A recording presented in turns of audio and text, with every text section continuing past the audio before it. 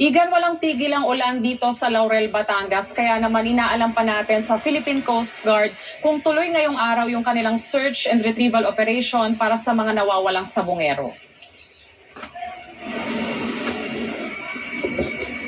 Matapos maantala ang search and retrieval operations ng Philippine Coast Guard noong Sabado dahil sa habagat na pinalakas ng bagyong Christine, itinuloy nila ang pagsisid para sa mga nawawalang sabungero kahapon ng umaga.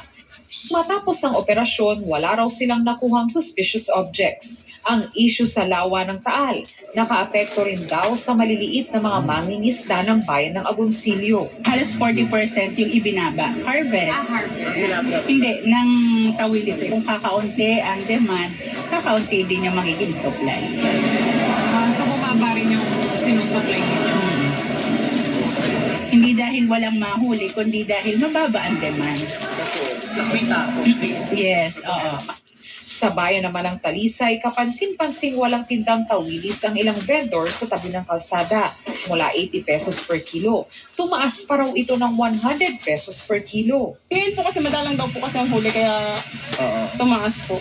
Ang manlalako naman ng isda na si Melco Ventura, dumadaing sa hina ng kita kaya't hindi na raw siya nagbebenta ng tawilis sa Cavite. Ako, kanto maluwi, takot mamili yung mga tao.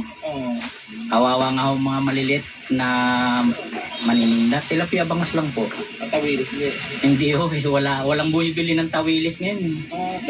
Dahil takot sila.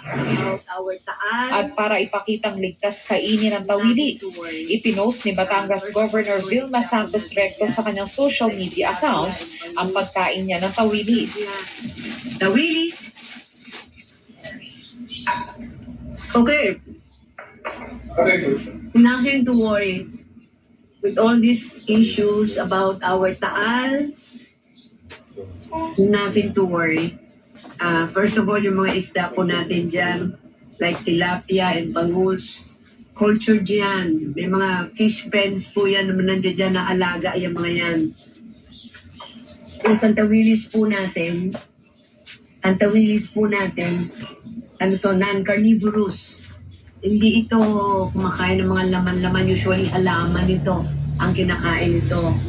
Ayon sa administrator ng Talisay, kung masyado nilang maapektuhan ang mga maliliit nilang mangingisda, pinag-aaralan nila ang pagdedeklara ng state of calamity. Sa ngayon ay kami ay kinukuha namin ang lahat ng data through our Municipal Agriculture Office. Tinatanong namin ang mga stakeholders kung ano na ang epekto sa aming mga maliliit na mangingisda. Dahil din nila sa issue sa lawa, apektado na rin ang kanilang turismo.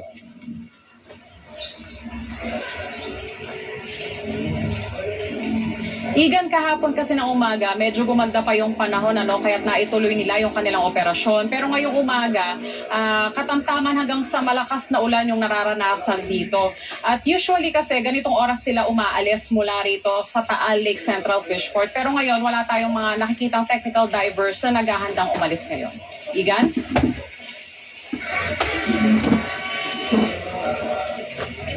Maraming salamat, Bon Aquino.